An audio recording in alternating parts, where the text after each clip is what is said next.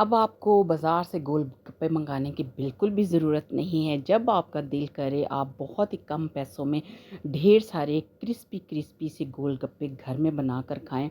खुद भी खाएँ, अपने बच्चों को भी खिलाएँ और खुश हो जाएँ। आज की रेसिपी बहुत ही आसान है और इतने कम पैसों में इतने ढेर सारे गोलगप्पे देख के आपका दिल खुश हो जाएगा। और आपको पता है कि आजकल गोलगप्पे की प्लेट जो है ना वो 400 की है।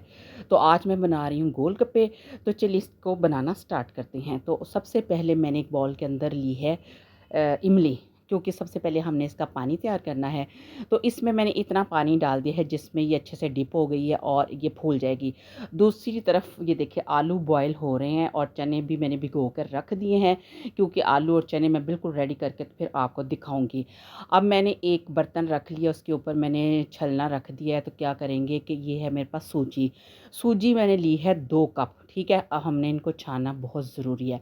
आपको पता है कि बरसात का मौसम है और इसमें छोटे-छोटे से ये जब इस तरह के ना आटे में या मैदे में या सूजी में ना कीड़े हो जाते हैं। आपने इस चीज़ का ध्यान रखना है। आपको नज़र आ रहा है ये छोटे-छोटे से ना पत्थर-पत्थर से। अब इसके अंदर 2 कप थे सूजी के और आधे से थोड़ा-सा कम था मैदे का। मैदा भी क्या, आटा। हम लोग सफ़ेद आटा यूज़ करते हैं इसलिए आपको मैदा लग रहा है। और इसके अंदर मैं ऐड कर रही हूँ नमक। नमक आपने अपने ज़ायके के हिसाब से डाल लेना है इसके अंदर, ताकि जो गोलगप्पे तैयार हों वो आपको फीके ना लगे। अब इसके अंदर 2 चुटकियाँ डालनी है मीठा सोडा। ख़्याल रहे कि मीठा सोडा डालना है, बेकिंग पाउडर नहीं डालना। और अब इन सारी चीज़ों को अच्छे तरीके से मिक्स कर लेना है और नीम गर्म पानी, बिल्कुल जो हल्का सा नीम गर्म पानी होता है ना उसके साथ ना इसको गूँदना है।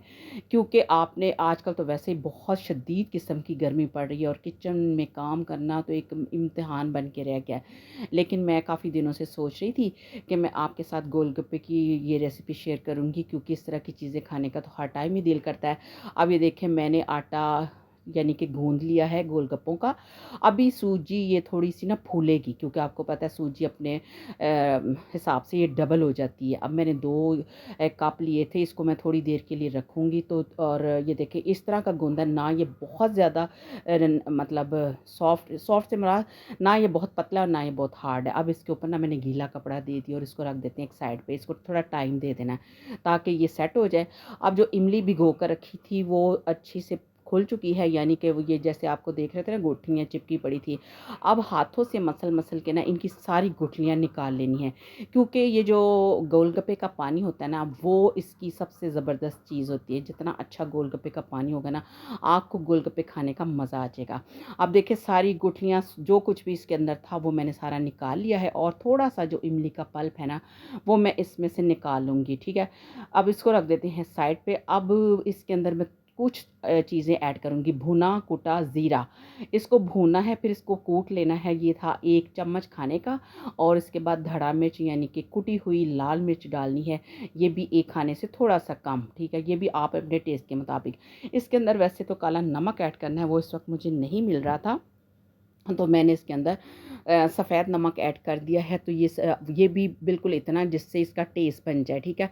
अब एक जग के अंदर मैंने इतना ठंडा यख़ पानी डाल दिया ना, क्योंकि ये जो खट्टा होता है ना गोलगप्पे का, ये जितना ज़्यादा ठंडा होता है ना इसको खाने का उतना ही, यानी कि गोलगप्पे खाने का उतना ही मज़ा आता है। अब मैंने इसके अंदर इतना पल्प डाला है इमली का जिससे कि ये इसका पानी खट्टा हो जाए। अब ओवर हमने खट्टा नहीं करना। अगर मुझे ज़रूरत महसूस होगी तो मैं बाद में डालूँगी। अब जो मैंने धड़ा मिर्च डाली थी वो सारी ऊपर आ गई। मैंने इसको अच्छे से छान लिया है। अब इस जग को मैं रख देती हूँ फ्रिज के अंदर दोबारा। अब इसकी दही की चटनी तैयार करनी है। दही की चटनी के लिए थोड़ा-सा मैंने पुदीना लिया, थोड़ा-सा हरा धनिया और थोड़ी-सी हरी मिर्चें। अब इसको मैं कूंडी के अंदर पीस लेती हूँ, ठीक है। ये जो दही की चटनी होती है ना ये भी बहुत ही मज़े की बनती है। और वैसे भी गर्मी इंतहा की है और इसमें इस तरह की चीज़ें बनाई जा रही हैं, जैसे ये दही की चटनी हो गई या खट्टा पानी हो गया या मीठी चटनी होगी, ये वैसे भी अच्छी चीज़ है। अब ये देखिए 1 प्याली ली है मैंने दही, उसको अच्छे तरीके से फेंट लिया है, उसमें कोई भी लम्स नहीं है। और इसके अंदर ये जो मैंने चटनी अभी पीसी है ना ये सारी डाल दी है इसके अंदर। और इसको अच्छे तरीके से मैंने कर लेना है मिक्स। ये देखिए इसका कलर देखिए कितना खूबसूरत सा आ जाएगा। और ये वही चटनी है जो आप किसी भी चावल के साथ रायते के तौर पे भी खा सकते हैं। अब इसके अंदर मैंने नमक भी ऐड ऐड किया था हस्बे ज़रूरत हल्का-सा, वो मैं आपको दिखाना भूल गई।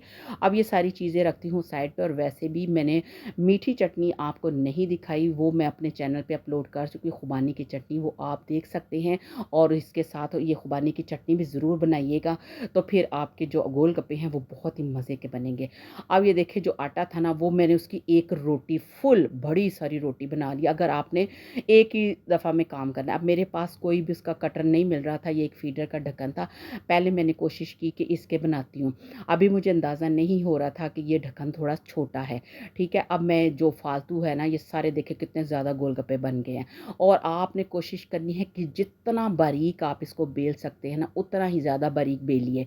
अगर आप इसको मोटा-मोटा बेलेंगे ना तो फिर आपके जो गोलगप्पे हैं ना वो फ्राई होते हुए फूलेंगे नहीं। इस चीज़ का आपने बहुत ज़्यादा ध्यान रखना है।